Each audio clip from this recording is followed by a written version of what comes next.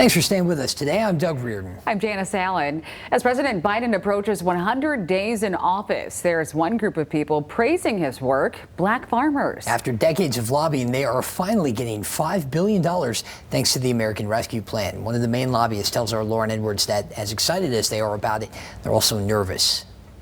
The garlic is up right now. This is probably 3 or 4 inches high. You can get 200 varieties of 40 different vegetables. That's what we grow here on this farm. I mean, just about any kind of vegetable you can think of, we grow it here. We have red onions, we have yellow onions here. Bruce Michael Wilson, he knows a thing or two about farming. So we grow a lot of lettuce, we grow a lot of kale. I used to milk cows for neighboring farmers, up to 120 cows a day, twice a day. So that's a feat in and of itself. His latest accomplishment, running his own farm, Groundswell Community Farm in Zeeland, one of 12 black-owned farms in the state. He says 3 of them, including his, USDA certified organic. Farming has always been my passion since I was a little boy.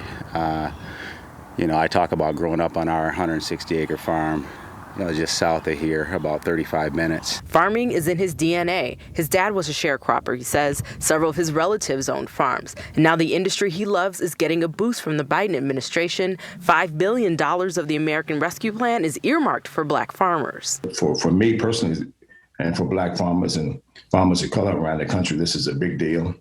And it's also a step in the right direction. But it's long overdue, says John Boyd, president of the National Black Farmers Association. Turn of the century, we owned 20 million acres in land, and we were tilling 40 million acres. So that means 20 million acres were sharecroppers. And that was back in the early 1900s when there were close to 1 million black farmers. Today, he says, there's about 50,000 farmers and 4.5 million acres of land. He believes it's all due to racial discrimination. We refer to it with racial epithets, poor, unfair lending practices, where it took 387 days on average to process a black farmer's loan request and less than 30 days people for a white farmer's loan request. He says black farmers were deterred from applying for loans. Many times were told there was no money available. Thus, they went into debt and their land put on the auction block. So for the last 30 years, Boyd's been sounding the alarms. I met with every president since Jimmy Carter, every president, Republican and Democrat,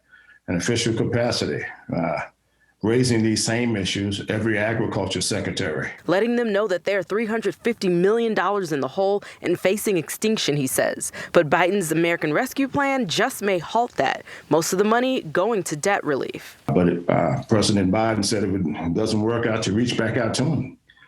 So I'm reaching out to President Biden as we speak. I just had reached out to the White House before I got on this call with you. That was in mid-April, but he still keeps in contact and keeps a close eye on the money, hoping it goes through the proper channels with the USDA and into farmers' hands. I worry about is how long is this going to be effective? Is somebody else going to come in and take it away and say no more, like a lot of things happen with people of color? Wilson says the money is bittersweet because so many farmers who needed it are no longer around. So he's hoping to attract younger people to the industry to ultimately save it. This pandemic has shown people that, hey, we are viable, we're worthwhile, and we are kind of that umbilical cord to the nation.